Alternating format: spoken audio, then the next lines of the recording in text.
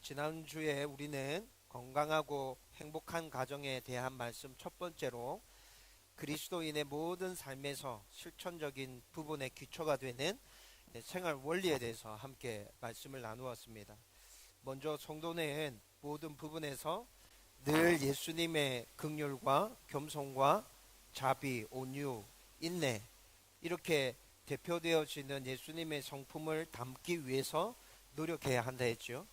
우리의 모든 삶의 현장 가운데서 이 땅에서 살아가는 모든 성도가 이렇게 예수님의 성품을 담기 위해서 노력해야 한다 했습니다. 성도가 이 세상에서 이렇게 예수님의 성품을 닮아가기 위해서 노력하면서 닮아가는 그것이 성령의 열매를 맺는 것이며 또 우리의 인격이 또 우리의 신앙이 성숙되어져 가는 것이죠. 그리고 이뿐만이 아니라 성도는 모든 관계에 있어서 또 용서하고 용서받고 서로 사랑해야 한다고 했습니다. 여러분, 하나님께서 우리에게 어떤 사랑을 베풀어 주셨는지, 예수 그리스도의 십자가 구속이 어떤 사랑이었는지 그것들을 잘 생각해 본다면 여러분, 내가 용서하지 못할 사람이 없죠. 사랑하지 못한 사람이 아무도 없습니다.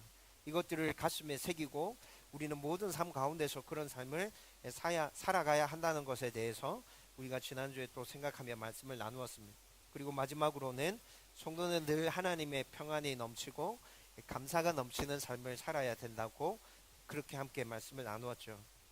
여러분, 우리 가운데 하나님 주신 평안함이 있고 감사가 늘 넘치고 있다면 어떤 일을 당한다 하더라도 지혜롭게 그 모든 상황들을 잘 헤쳐나가고 이겨나갈 수 있게 될 것입니다.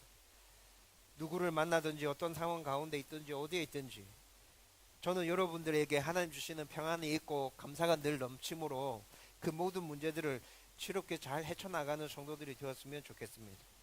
여러분, 이렇게 모든 삶에서 이런 원리들을 붙들고 예수님을 닮기 위해서 또 용서하고 사랑하고 또 평안이 넘치고 감사가 넘치는 삶을 살아가는 성도라면 그 성도의 삶을 통해서 하나님께서 영광 받으시겠죠. 그 성도의 삶을 통해서 그가 있는 곳곳에 하나님의 나라가 세워지지 않겠습니까?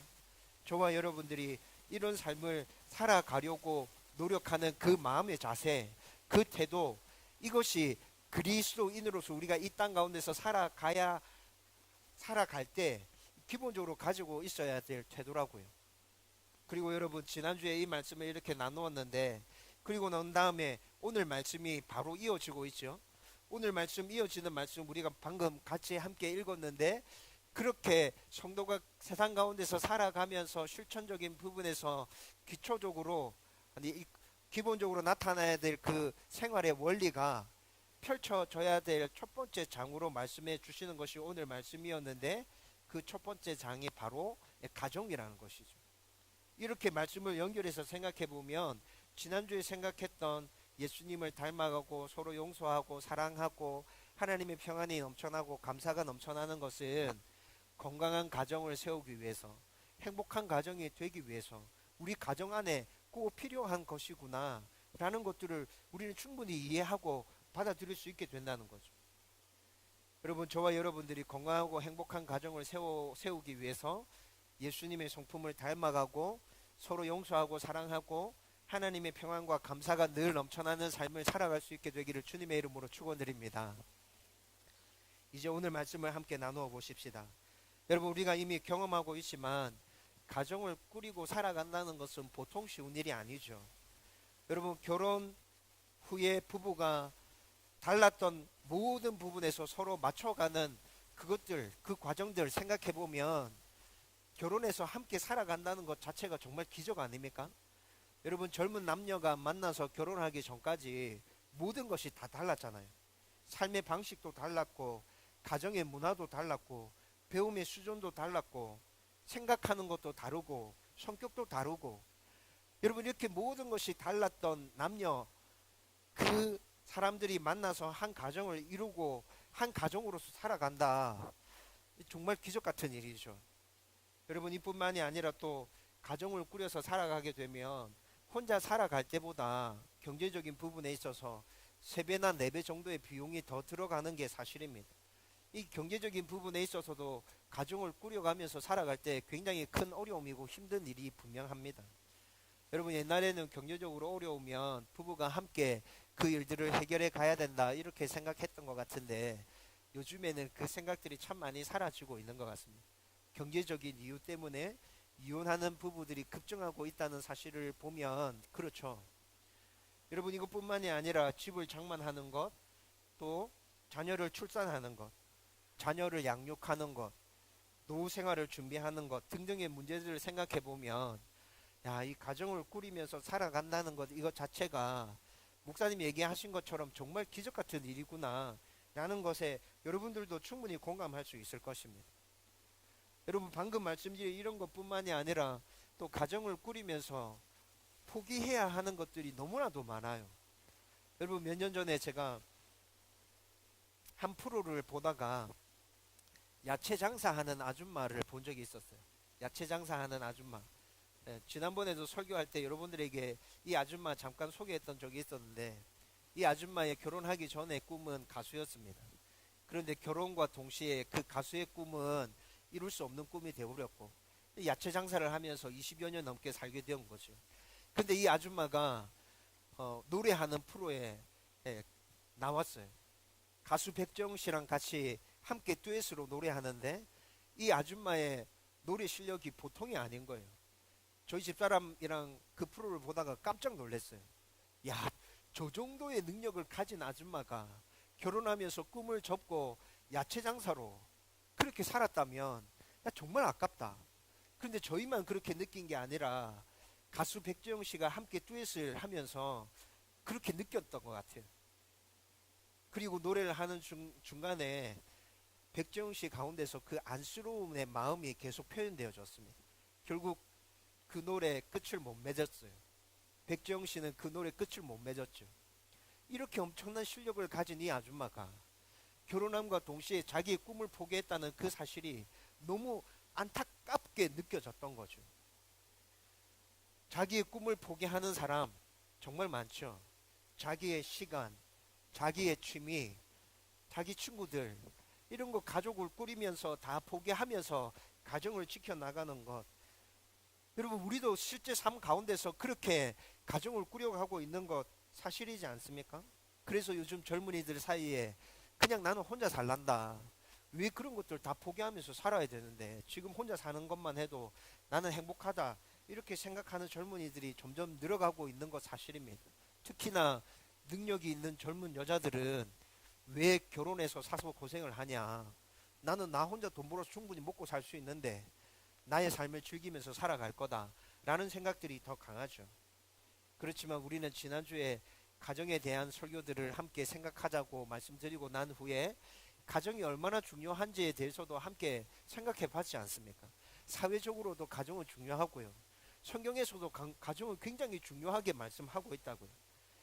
아주 단적으로 우리가 모두 다 공감할 수 있는 가정의 중요성 한 가지만 말해보라 한다면 여러분 가정이 세워지지 않으면 나라 전체가 무너져 내리지 않습니까? 가정이 꾸려지지 않아서 그 사이에서 자녀들이 출생하지 않으면 그렇게 100년이 지나면 그렇게 200년이 지나면 그 나라는 이 땅 가운데서 사라지는 것 아닙니까? 여러분 이런 이유 때문에 저 나라 전체적으로도 결혼과 출산과 관련된 가정의 문제들을 굉장히 중요하게 다루고 있지 않습니까? 성경에서도 마찬가지라 그랬죠. 성경에서도 하나님께서 첫 번째로 세우신 공동체가 가정이고 그 가정을 통해서 생육하고 번성할 것을 하나님께서 명령하셨고 그 가정을 통해서 이 땅 가운데 하나님의 나라가 세워지는 전초 기지적인 역할을 감당하기에 하나님께서는 가정을 정말 중요하게 생각하고 있다고. 그리고 그 가정의 근간을 이루는 부부에 대해서도 하나님은 정말 중요하게 생각하시고 많은 말씀들을 우리에게 허락해 주고 계십니다. 여러분 오늘 우리가 읽었던 말씀이 가정의 근간을 이루는 부부에 대한 말씀이죠. 여러분 부부에 대한 말씀들 성경에 전부 다 한번 찾아보십시오. 전부 다 오늘 읽었던 이 말씀과 같은 원리에서 얘기하고 있습니다. 우리가 2년 전에 에베소서 말씀으로 부부에 대해서 생각했거든요. 그런데 에베소서 말씀도 이와 똑같은 원리였다고요. 골로새서 말씀도 이와 똑같은 원리입니다.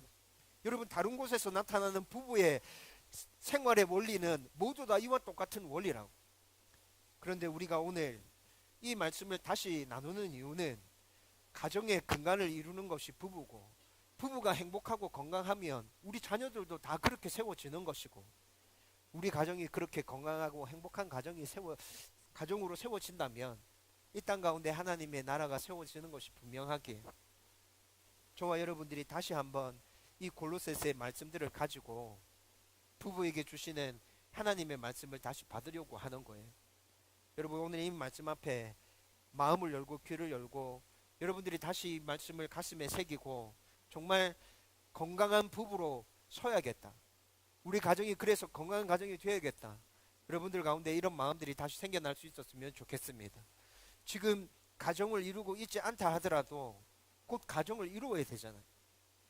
우리 성도들 중에 결혼 생활 중에 실패를 경험한 성도들이 있습니다. 그래서 제가 이런 설교를 할 때 굉장히 신경이 쓰이고 조심스럽습니다. 그런데 그분들도 다시 건강하고 행복한 가정 꾸려 가야 되잖아요. 여러분, 그렇게 건강하고 행복한 가정에 대한 생각들을 마음에 품으세요. 그리고 하나님, 정말 이런 가정 꾸릴 수 있었으면 좋겠습니다, 기도하고 준비하십시오. 그리고 다시 꾸리는 그 가정 안에 정말 하나님 주시는 은혜와 평안과 행복과 복이 넘쳐날 수 있기를 주님의 이름으로 축원드립니다. 여러분, 오늘 본문 말씀은 아주 간단한 2절의 말씀인데 부부 관계의 핵심을 말씀해 주고 있습니다. 여러분, 이 말씀은 좀 전에 말씀드렸던 것처럼 같은 원리로 에베소서 5장 21절에서 33절 말씀해 보면 아주 길게 설명해 놓고 있습니다. 오늘 골로새서 말씀은 2절이었지만 에베소서 말씀은 부부 관계에 대해서 12절에 걸쳐서 길게 설명해 주고 있다고요. 그런데 분량의 차이만 날 뿐 원리는 같은 원리입니다. 여러분, 그런데 이 말씀을 대할 때마다 불편한 부분이 있습니다. 부부 관계에 대해서 쭉 말씀을 읽어보고 전체적인 맥락과 그림을 그려보면 무슨 말인지 이해가 됩니다. 아, 이렇게 되면 건강하고 행복한 가정을 꾸려갈 수 있겠구나, 그렇게 동의가 되어집니다. 여러분, 그런데 마음 한켠에 다가오는 불편함이 있죠. 오늘 본문 말씀과 또 에베소서 5장 22절 말씀, 오늘 특별히 18절 말씀에 보면 먼저 아내들에게 권면해 주지 않습니까? 뭐라고 권면합니까? 아내들아, 남편에게 복종하라. 여러분, 이 말씀에 대해서 여러분들은 어떤 마음이 드시나요? 여러분, 이 말씀이 그냥 선뜻 받아들여지십니까? 저는 저는 여자가 아님에도 불구하고 이 말씀이 굉장히 부담스럽게 다가옵니다.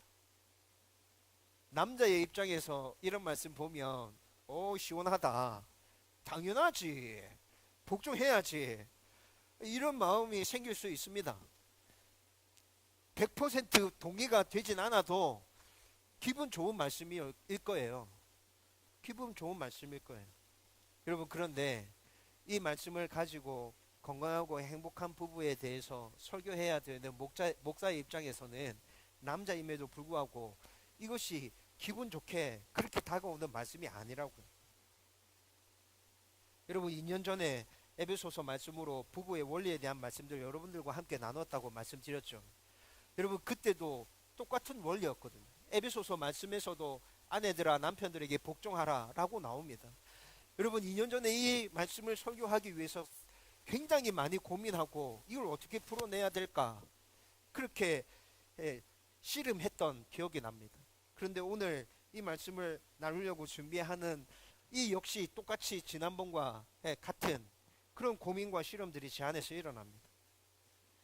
여러분들 중에 혹시라도 저와 같은 이런 불편함이 이 말씀 앞에 있다면 여러분, 이 말씀이 이야기하는 것이 정확하게 무엇인지 잘 이해할 수 있었으면 좋겠고, 그렇게 하기 위해서 신학적인 의미가 무엇인지, 성경의 원리가 무엇인지 찬찬히 다시 살펴볼 필요가 있을 것 같습니다.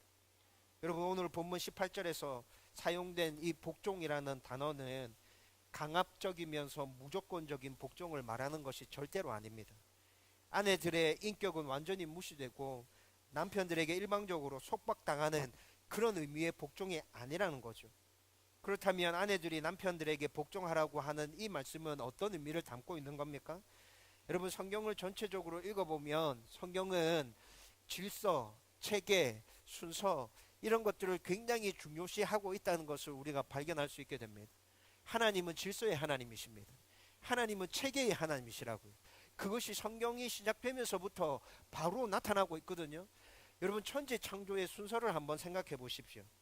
하나님께서 이 세상을 창조하실 때 빛, 어둠, 하늘과 땅, 해, 달, 별, 나무와 식물들, 동물들, 제일 마지막에 사람, 이렇게 창조해 주셨습니다. 여러분, 그런데 이 순서가 거꾸로 뒤집어지면 어떻게 될까요? 이 세상 가운데 아무것도 없어요. 그런데 하나님께서 사람이 제일 중요하니까 사람부터 먼저 만들어야지 해서 사람을 먼저 만들었습니다.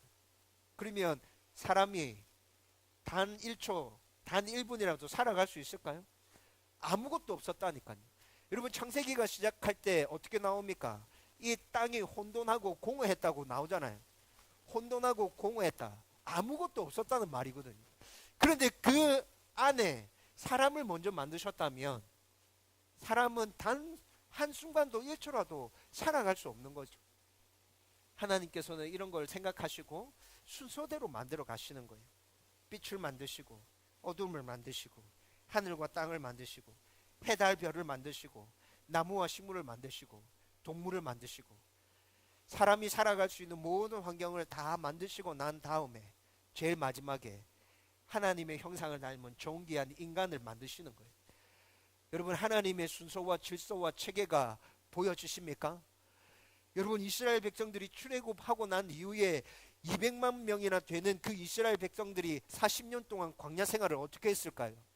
여러분, 그 모습을 살펴봐도 하나님의 질서와 체계와 순서가 분명하게 드러나 보입니다.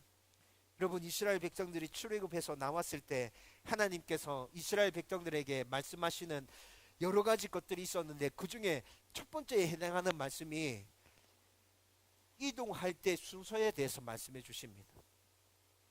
200만 명이나 되는 백성들이 한꺼번에 이동하게 되면 여러분, 얼마나 혼란스럽겠어요. 그래서 하나님께서는 다른 것 모두 제쳐놓고 이것부터 먼저 말씀해 주신다고요. 어느 지파가 제일 선두에 서라. 그 뒤에 따를 지파는 어느 지파다. 이렇게 그렇게 이동해라. 진을 칠 때는 성막을 중심으로 해서 동쪽에는 누구 지파가 진을 쳐라. 서쪽에는 누구 지파가 진을 쳐라. 남쪽에는 북쪽에는 어떻게 해라. 하나님께서 상세하게 다 말씀해 주십니다. 여러분, 하나님께서 왜 이렇게 말씀해 주시죠? 이렇게 하지 않고서는 200만 명이나 되는 이스라엘 백성들이 움직일 수가 없거든요. 살아갈 수가 없거든요. 질서와 체계를 먼저 잡아주시는 거예요. 여러분, 이동과 이스라엘 백성들의 광야 생활에서만 질서와 체계가 나타납니까? 아니요. 하나님께서 제사 드릴 때 이 레위인들에게 말씀하십니다. 레위인들은 제사 드리는 이런 일들을 위해서 따로 세운 사람들이다. 제사 드리는 일들에 있어서 주관적으로 주동적으로 해야 될 사람들은 제사장들이다. 그리고 제사 드릴 방법에 대해서 하나님께서 다 말씀해 주십니다. 하나님께 나아가기 위해서 이런 절차와 이런 체계를 지켜서 나에게 나와라. 하나님께서 말씀해 주신 것 아닌가요? 여러분, 이렇게 성경 곳곳에서는 하나님은 질서의 하나님이시며 체계의 하나님이시며 모든 것들을 딱 정해진 규칙과 그런 순서에 따라서 일사천리로 그렇게 일을 진행해 가시는 하나님이심을 분명하게 보여주고 있죠. 여러분, 하나님이 이런 하나님이시라면 하나님께서 세우신 첫 번째 공동체 가정 안에 하나님의 질서가 있을까요? 하나님 세우신 체계가 있을까요? 있지요. 분명히 있습니다. 그래서 하나님께서 말씀하십니다. 가정의 머리는 남편이다. 하나님께서 세우신 법칙이며 가정 안에 하나님께서 허락하신 체계고 질서입니다. 가정은 남편이 우두머리가 되어서 그렇게 가정에서 일어나는 모든 일들 대소사무와 관련해서 함께 의논하고 함께 결정하지만 가정의 대표는 남편이에요. 하나님이 이렇게 분명하게 말씀해 주시는 거죠. 여러분, 부부는 남편이 가정의 대표가 되어서 이렇게 함께 가정을 꾸려가는 체계로 성경에서 말씀해 주고 있지만 여러분, 그렇다고 여자는 아무런 의견도 내면 안 되는 것입니까? 그런 거 아니죠. 여러분, 성경에서도 그렇게 얘기하는 것 아닙니다. 제가 아내들이여 남편에게 복종하라, 이 말씀이 첫 번째 어떤 의미인지에 대해서 말씀해 주면서 무조건적인 복종이 아니라고 말씀드렸잖아요. 여러분, 가정을 함께 꾸려나가는 데 있어서 부부는 함께 의논하고 함께 의견을 조율하고 함께 어떤 일들에 대해서 고민하고 그렇게 가야죠. 그런데 여러분, 만약에 의견 조율이 되지 않을 때는 어떻게 합니까? 그럴 때 있지 않습니까? 남편의 생각은 이런데 아내의 생각은 이래요. 옳고 그름의 문제가 아니에요. 여러분, 옳고 그름의 문제가 아니고 이건 함께 조율해야 되는 문제인데 의견이 이렇게 모아지지 않아. 여러분, 이런 경우 있죠. 살아가다 보면 그럴 때 있죠. 여러분, 그럴 때 어떻게 하라고요? 여러분, 성경의 원리를 떠올리십시오. 그럴 때 어떻게 해야 합니까? 아내 여러분, 그럴 때 어떻게 해야 합니까? 남편을 따라줘야 합니다. 옳고 그름의 문제가 아니라면, 나와 의견이 다르다고 대립하고 충돌하는 게 아니라, 이럴 때 하나님께서 가정의 대표는 남편이라 말씀하셨고 남편이 가정의 머리라고 말씀하셨으니까 내가 남편의 의견을 따라줘야겠다. 이것이 성경에서 말하고 있는 복종이라고요. 여러분들의 가정이 이렇게 세워질 때 여러분들의 가정은 행복해질 것입니다. 건강한 가정 될 것입니다. 부부의 관계가 굉장히 끈끈해지고 그 부부 안에 어떤 문제가 일어난다 하더라도 지혜롭게 잘 해결해 갈 수 있을 거예요. 여러분, 성경의 이런 가정의 체계와 질서에 대해서 가정의 머리는 남편이다 라고 말씀해 주시는 하나님께서, 예수님께서 그 원리가 교회의 머리가 예수님이심의 원리를 그대로 끌고 와서 또 설명해 주거든요. 에베소서 5장 23절 말씀 같이 읽어보십시다. 다 같이 읽겠습니다. 시작. 이는 남편이 아내의 머리 됨이 그리스도께서 교회의 머리 됨과 같음이니 그가 바로 몸의 구주시니라. 아멘. 여러분, 교회의 머리가 예수님이시다. 이건 에베소서에서 강조해서 말씀해 주고 있는 것이죠. 그런데 교회의 머리가 예수님인 것처럼 가정의 머리가 누구라고요? 남편이라고. 여러분, 교회의 머리가 예수님인 것과 가정의 머리가 남편인 것은 똑같은 원리라고 성경은 말씀해 주고 있습니다. 그래서 아내들에게 예수님께서 말씀하십니다. 남편에게 복종해라.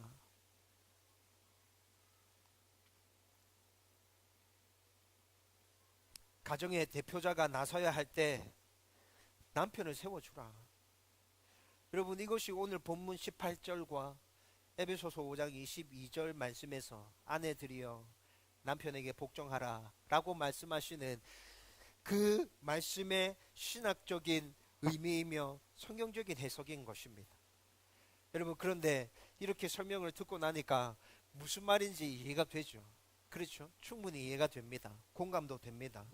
그런데 마음 한켠에 여전히 불편함이 계속 남습니다. 여러분들의 그 불편함이 무엇인지 제가 꼭 집어서 말씀해 드려볼까요? 제 마음 안에 그런 불편함이 계속 있거든요.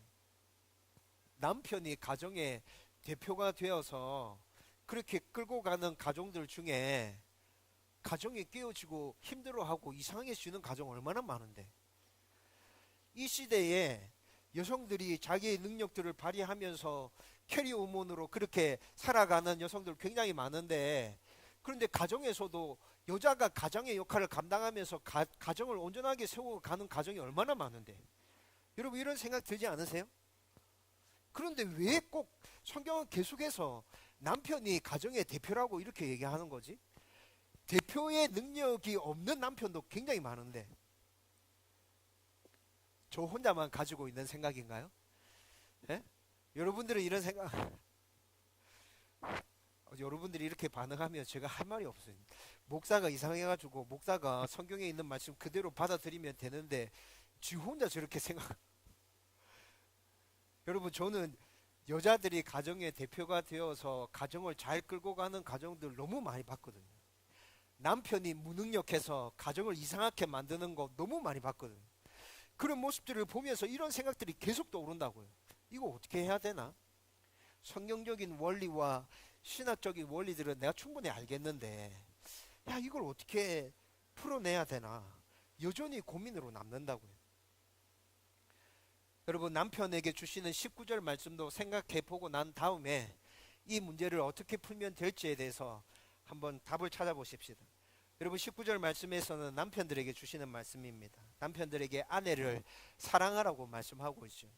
여러분, 이 사랑은 인간적인 사랑이 아닙니다. 신적인, 무조건적인 사랑입니다.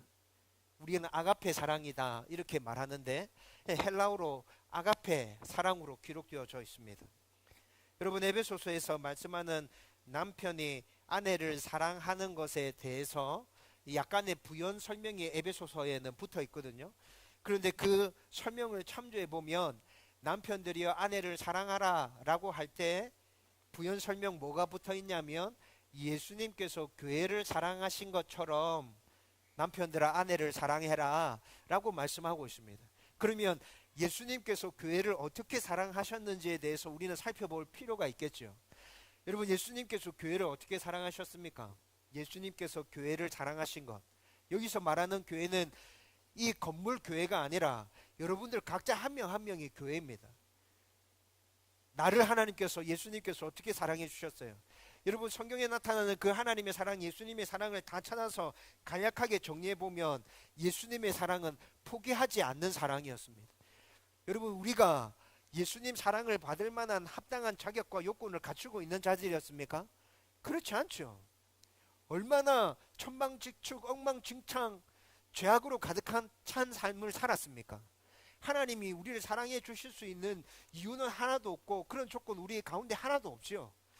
그런데 하나님께서는, 예수님께서는 포기하지 않음으로 우리를 사랑해 주십니다. 그리고 하나님의 사랑, 예수님의 사랑은 어떤 사랑입니까? 원수까지 품어주시는 사랑. 원수까지 품어주시는 사랑. 그리고 하나님의 사랑, 예수님의 사랑은 또 어떤 사랑이었죠? 생명을 내어주시는 사랑. 생명을 내어주셨잖아요. 자기의 생명을 십자가에 내어주심으로 우리를 사랑해 주셨고, 그렇게 그 사랑으로 우리가 지금 이 자리에 있는 거 아닙니까? 남편들에게 말씀하고 있습니다. 그런 사랑으로 아내들을 사랑해라. 남편들이 아내를 사랑하고 싶지 않을 때 있습니까? 없습니까? 있지요. 사랑하고 싶지 않을 때 있죠. 미울 때 있죠. 원수같이 느껴질 때 있죠. 내가 도대체 뭐가 좋다고 이 여자랑 결혼했을까 생각될 때 있지 않습니까? 아내분들도 그렇죠. 남편이 정말 싫을 때 있어요. 미울 때 있어요. 같이 살기 싫을 때 있어요. 저희 집사람이 굉장히 확신을 가지고 얘라고 했습니다. 오늘 집에 가서 한번 확인해 봐야 될 것 같습니다. 도대체 뭐가 그렇게, 지난주에 별일 없었는데 월요일날 잠깐 다툼이 있기는 했는데 제가 빨리 사과를 했거든요. 근데 왜 그랬는지 집에 가서 다시 점검해 봐야 될 것 같고. 여러분, 우리가 살아가다 보면 그럴 때 있죠. 그럴 때 예수님께서 교회를 사랑하신 것처럼 남편들은 무엇을 떠올려야 합니까? 무조건 사랑해야 한다. 원수까지도 사랑해야 한다. 내 생명을 다해서 사랑해야 한다. 여러분, 그 마음을 가지고 아내를 사랑해 줘야 한다는 것이죠. 여자들이 내가 사랑을 받고 있다, 내가 인정을 받고 있다, 내가 보호를 받고 있다, 누군가가 온 마음을 다해서 나와 함께 해주는 사람이 있다 라는 것들을 느낄 때 굉장히 안정감을 가지고 행복한 삶을 살아간다는 것 여러분들 아십니까? 여러분, 여자들이 그렇거든요. 그래서 성경에서 말씀해 주고 있는 남편들아 아내를 사랑하라 라는 말은 그 사랑을 네가 해줘라. 그 사랑을 네가 해줘. 아내가 받고 싶은 그 사랑 네가 해줘. 아내가 함께 하고 싶은 그 동행을 네가 해줘. 아내가 받고 싶은 그 인정들 네가 해줘. 그게 남편들아 아내를 사랑하라 라는 이 말씀인 것이죠. 여러분, 방금 아내들이여 남편들이여 하는 말씀을 우리는 방금 이렇게 살펴보았습니다. 여러분, 아내들이 남편에게 이렇게 하고 남편이 아내에게 이렇게 한다면 그 부부는 정말 온전한 부부 될 수 있을까요? 네, 될 수 있죠. 여러분, 전체적으로 아내들이 남편에게 하고 남편이 아내에게 해야 되는 이 부부 관계에 있어서 핵심 원리 전체를 다 살펴보면 충분히 이해되어지고 받아들여지죠. 복종하고 사랑하고, 이것이 어느 한편에서 일방적으로 가는 것이 아니라 서로 이렇게 복종하고 사랑한다면 그 가정은 진짜 행복한 가정이구나, 그 부부는 정말 온전한 부부가 맞구나 라고 동의가 되어지고, 우리 가정도 우리 부부도 그렇게 되어줬으면 좋겠다라는 소원이 생기게 됩니다. 그런데 아내에게 주신 권면에서 생긴 의문과 또 남편에게 주신 권면에서 도저히 불가능하구나라고 느껴지는 이 문제를 이제 어떻게 해결할 수 있을까요? 아내들이여 남편에게 복종하라. 이 세상에 아내가 가장이 되어서 정말 건강하고 행복한 가정으로 그렇게 꾸려가고 있는 데가 진짜 많은데 사랑해라고? 그런데 이렇게 사랑하는 게 가능해? 도대체 이렇게 어떻게 가능하단 말이야 이게. 여러분 이런 의문들을 우리는 어떻게 풀어낼 수 있을까요? 완벽하게 이 의문에 대한 해답을 딱 찾지 못한다 하더라도 어떤 원리를 붙들고 있어야 우리가 복종하고 사랑하는 데 있어서 계속 우리 자신을 동기부여하면서 건강한 부부 관계를 계속 유지해 갈 수 있을까요? 여러분 이 질문에 대한 답은 바로 하나됨, 한 몸이라는 겁니다. 에베소서는 예수님과 성도가 한 몸인 교회를 이루고 있다는 것에 대해서 자세하게 설명해 주고 있거든요. 여러분 교회 안에는 굉장히 다양한 사람들이 들어와서 함께 신앙생활을 하고 있습니다. 여러분들만 살펴봐도 그렇죠. 굉장히 다양합니다.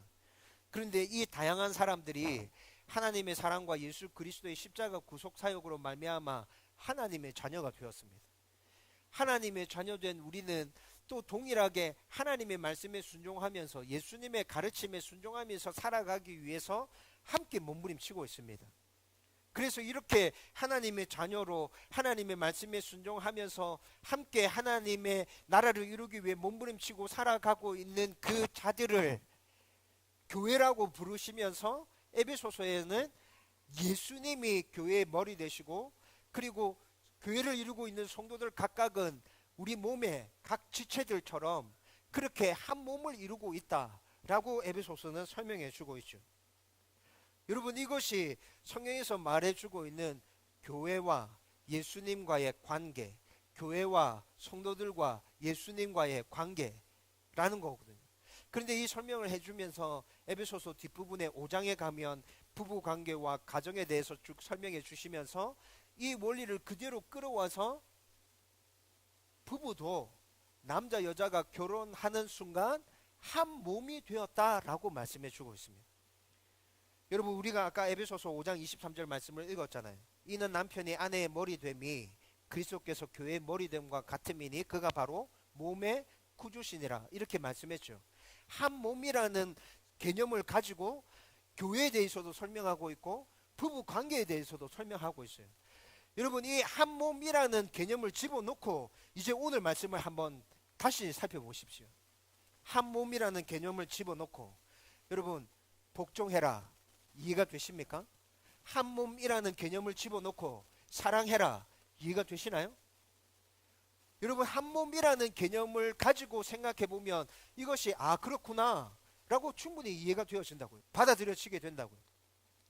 여러분 제 몸을 한번 보십시오. 제 몸 이렇게 있죠.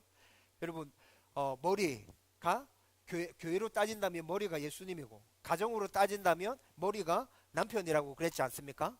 여러분 그리고 각 지체가 있어요.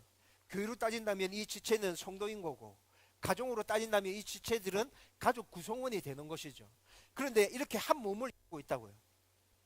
여러분 이렇게 한 몸을 이루고 있는데 머리에서 이제 제어하고 통제하는 역할을 하니까 머리에서 사인을 줍니다. 어떻게 하라고 사인을 주는데 손이 그 제어를 받아들이지 않습니다. 발이 그 제어와 통제를 받아들이지 않습니다. 여러분 정상적인 몸이 맞습니까? 그렇게 머리에서 제어하고 통제하는데 손이 머리한테 얘기합니다. 니는 맨날 나한테 명령만 내리고 나도 니한테 명령 한번 해보자. 이렇게 되면 그 몸이 건강한 몸이 맞나요? 아니요. 그렇게 안 되죠. 그렇게 될 수가 없죠. 그렇죠? 여러분 교회와 부부의 관계가 바로 그것이라는 거예요. 우리가 생각할 때는 아내들이여 남편에게 복종하라. 왜 일방적으로 그렇게 말씀이 나오는 거지? 신학적으로 성경적으로 다 이해가 되어지고 충분히 동의가 되어지고 그것이 그렇게 돼야 건강한 가정을 이룰 수 있다는 것 알겠는데 뭔가 꺼림직하다. 그런 생각이 든다면 한 몸이라는 개념을 가지고 다시 생각해 보라는 거예요. 한 몸이라는 개념을 가지고 다시 생각해 본다면 복종하라 라는 이 말은 일방적인 통행입니까? 여러분들이 대답해 보십시오. 일방적인 통행입니까? 아니요. 일방적인 통행이 아닙니다. 여러분, 이것은 온몸이 건강하게 유지될 수 있도록 하기 위한 쌍방적인 원리인 거예요. 아내만이 남편에게 복종해야 하는 것이 아니고, 때에 따라서 필요하다면 남편도 아내에게 복종해야죠. 남편만 아내를 사랑해야 되는 것이 아니라 아내도 남편을 사랑해야죠. 그것이 한 몸이죠. 예수님께서 교회를 한 몸으로 말씀하신 게 바로 이런 심오한 의미를 담고 있다는 거예요. 사랑이 서로 주고받아야 되는 거죠. 내가 너희들을 사랑한다. 근데 너희들도 나를 사랑해야지. 그게 한 몸이지. 내가 너희들을 정말 아끼고 너희들을 귀하게 생각한다. 너희들도 나를 그렇게 생각해 줘야지. 여러분, 이것이 교회라고요. 부부도 똑같잖아요. 여러분, 이런 개념을 가지고 생각해 본다면, 복종해야 되구나, 사랑해야 되구나 라는 것들을 우리는 충분히 받아들일 수 있게 된다는 거죠. 여기서 한 가지 더 생각해야 할 것이 있습니다. 여러분, 아내가 남편에게 복종하는 것이 어렵겠습니까? 남편이 아내에게 온전히 사랑을 해주는 게, 사랑해주는 게 더 어렵겠습니까? 여러분, 이거 어떤 게 어렵다 말할 수 없죠. 우열을 가리기 정말 힘듭니다. 불완전한 인간이 온전히 복종하는 거, 온전히 사랑하는 거 다 어려운 거잖아요. 그런데 여러분, 여기에는 아주 중요한 원리가 하나 깔려져 있습니다. 그 원리는 뭡니까? 존중의 원리입니다. 존중. 네가 정말 한 몸이라는 생각을 가지고 네 아내를 사랑해 주고 싶나? 네가 정말 한 몸이라는 생각을 가지고 네 남편에게 복종하고 싶나? 그러면 서로를 존중해야 돼. 여러분, 이 존중의 의미는 어디서부터 나오는 거죠? 여러분, 이 존중의 의미는 창세기 1장에서부터 나오는 거잖아요. 여러분, 우리 모두는 하나님의 형상입니다. 하나님의 형상으로 각각이 다 존귀한 자라고 성경은 말씀해 주고 있잖아요. 제가 남편이기 때문에 존귀한 자입니까? 제가 목자이기 때문에 존귀한 자입니까? 성경은 그렇게 말씀해 주지 않습니다. 너가 손성훈이기 때문에 존귀한 자다. 하나님을 온전히 닮은 인간이기 때문에 존귀하다 라고 말씀해 주고 있잖아요. 여러분, 이 의미를 잘 이해하고 있다면 여러분, 내 아내는 하나님의 형상을 닮은 존귀한 자입니다. 여러분들의 남편은 하나님의 형상을 닮은 존귀한 자입니다. 여러분, 그렇게 하나님의 형상을 닮은 자라면 그의 가운데서 어떤 모습이 나타난다 할지라도 우리는 존중해 주어야 합니다. 그것이 성경의 가르침이고 원리죠. 여러분, 이 존중을 바탕에 깔고 있다면 부부가 붙들고 가야 될 복종과 사랑의 원리도 함께 붙잡고 갈 수 있게 될 거예요. 저와 여러분들이 이런 마음으로 정말 행복하고 온전한 부부를 이루어가고, 그래서 우리 가정 가운데 정말 사랑이 넘쳐나고 건강한 가정 세워갈 수 있도록 그런 은혜가 넘치기를 주님의 이름으로 축원드립니다. 이제 말씀을 정리하려고 합니다. 여러분, 부부 관계가 건강한 만큼 자녀들이 정서적으로 안정감을 누리고 건강하다는 거 여러분 알고 계십니까? 여러분, 이거는 교육학자들이 실험을 통해서 연구해서 얻은 결과입니다. 진리입니다. 진리. 부부 관계가 건강한 만큼 여러분들 가정 안에서 자라는 자녀들이 정서적으로 건강하게 잘 자랍니다. 부부가 서로 사랑을 표현할 때, 부부가 서로 사랑을 표현하는 모습들을 자녀들이 보잖아요. 여러분, 그러면 자녀들이 그 모습을 보면서 안정감을 느끼고요, 좋은 정서들이 함양된다고요. 여러분, 이것들은 교육학자들이 연구를 통해서 발표해낸 진리라니까요. 19세기 영국의 시인 조지 맥도날드라는 사람이 있었습니다. 이 시인이 굉장히 의미 있는 말들을 했어요. 가족의 사랑을 배우는 것이 우리가 이 세상에 태어나 경험하는 일 중에 가장 멋진 일이다. 다시 말씀드릴게요. 여러분, 의미를 한번 잘 생각해 보세요. 가족의 사랑을 배우는 것이 우리가 이 세상에서 태어나서 경험하는 일 중에 가장 멋진 일이다. 굉장히 중요한 말을 이 사람이 했죠 지금. 그런데 가족이 사랑을 배우는 데 있어서 첫 출발이 어디서부터 시작되어집니까? 부부에게서부터 시작되어집니다. 남자와 여자가 사랑해서 결혼해서 가정을 꾸립니다. 그 부부가 사랑해서 그 사이에서 자녀가 태어나게 됩니다. 부부가 자녀를 사랑하고 자녀가 부모를 사랑해서 그 사랑이 가정 안에 가득 차고 넘쳐 흐르게 됩니다. 그 사랑이 가득 채워진 그 가족 구성원들이 각자가 살아가는 그 삶의 현장 가운데서 그 사랑을 흘려보냅니다. 여러분, 이것이 성경에서 말씀해 주고 있는 그리스도인의 가정의 모습이라고요. 여러분들의 가정이 이런 가정이라면 여러분들의 가정은 정말 건강한 가정입니다. 성경적인 가정입니다.